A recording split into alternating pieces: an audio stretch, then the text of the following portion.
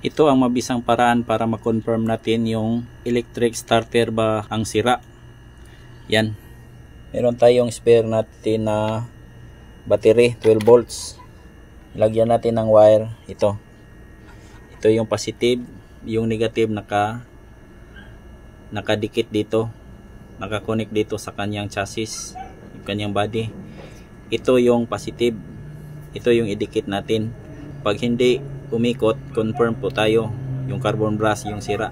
Ito, yan, wala pong siyang spark.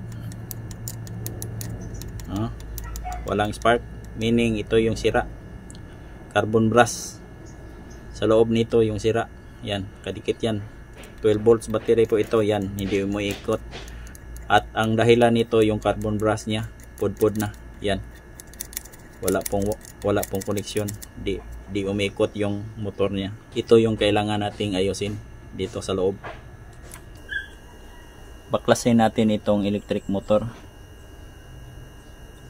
May 2 bolt siya. Itong 2 bolt ito, tanggalin muna natin ito.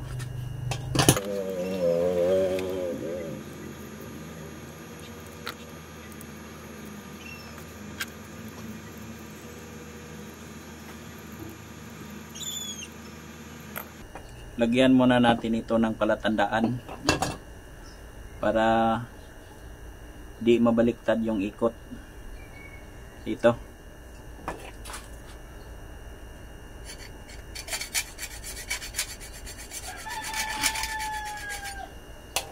Yan, palatandaan niya para pagbaklas natin, ito lang yung marker ang ating tandaan. Yan. Dahil pag di natin lagyan ng marker, pag sa uli natin ito, baka mabaliktad yung ikot, di gagana yung motor. Pag baliktad yung ikot, dapat lagyan natin ng marker tulad nito.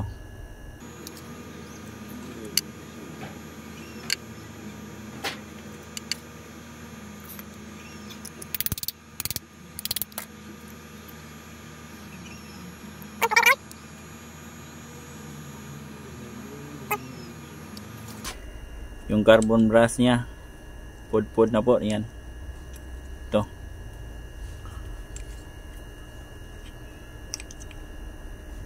Yan, pudpud na po siya, kaya ayaw gumana. Ito yung salarin. Yan, pudpud na yung isa. Ito, yan, mahaba kasi ito hanggang dito yan, pero yan pudpud na, kaya ayaw mag start.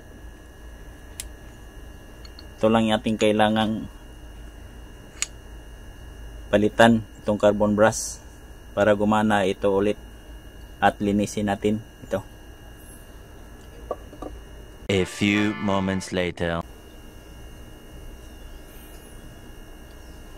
Tapos na po nating nilinis lahat ng spare parts ng ating electric starter motor. Yan, yung loob nilinis na natin ng mabuti, pati dito. Yan, linis na, pati ito.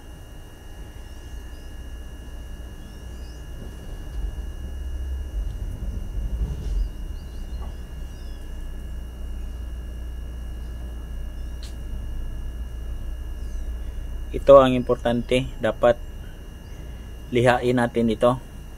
Yan, tapos na po itong nilihan natin. Yan, na tanggal na yung maitim na kulay.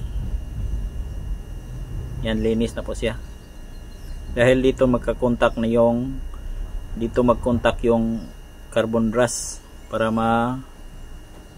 umikot ito. Yan, nilinis na. Ito lang importanteng linisin. Steel brush, yung maliit na steel brush or liha yung kailangan nito. Yan. Ito na ang ating ikabit na bagong carbon brass. Yan. Seat po siya. Yung presyo nito nasa 395. Original po ito. 395. Kung walang available nito sa yung lugar, pwede yung carbon brass ng XRM 110. XRM 110 ang ating ipalit kung wala ito, kung walang original. XRM 110. Pero merong diskarte yan, paraan para yung XRM 110 na carbon brass ay kasukat nito. Mayroon lang natin gagawin yung pang XRM 110 para kumasya dito sa ating electric motor. Ang diskarte natin dito para mapalitan natin itong pudpud na carbon brass ay hinangin natin, putulin natin ito, tapos ito putulin din, tapos ihinang natin, yan, dugtong natin. Dahil yan, hininang ng nakaraang mekaniko, di na matanggal. Yan. Kaya maghinang na rin tayo dito. Dugtong natin dito, putulin natin to. Tanggalin natin ito at saka ito. Para idugtong yan, hinangin natin. Yan. Yan siya. A few moments later. Yan, sinulda na po natin para madugtong siya. Ito yung bagong nabili natin. Para di na kailangang baklasin ito. Dahil nakadikit na po siya. Yan.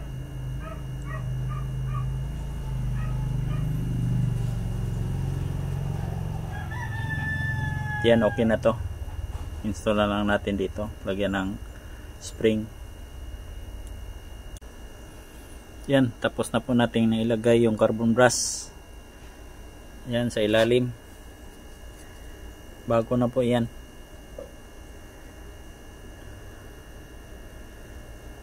Basta ang importante yung wire ng dalawang carbon brass ay hindi magkalapat, hindi magkadikit dito sa kanyang chassis.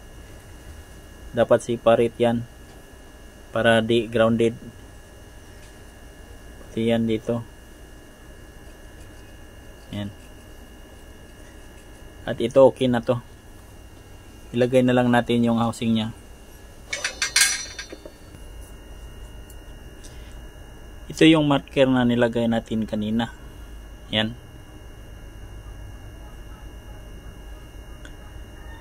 Pantay na po siya, kalapat na, meaning yung timing natin sa ating motor okay, yung rotation niya same pa rin, di baliktad, basta lagyan natin ng timing.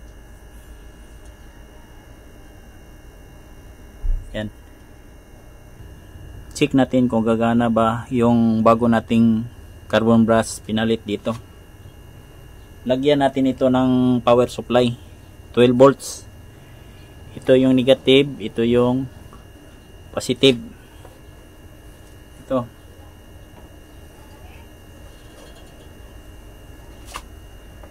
Kaya dito. Yan. Yan, gagana siya, malakas. Kanina hindi ito umiikot. Pero ngayon lakas na.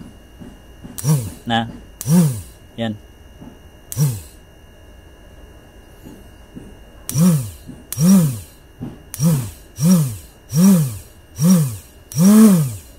Yun na nga, carbon brass yung problema nito. Ayaw umandar yung ating electric start. Ito lang, carbon brass lang ating pinalitan.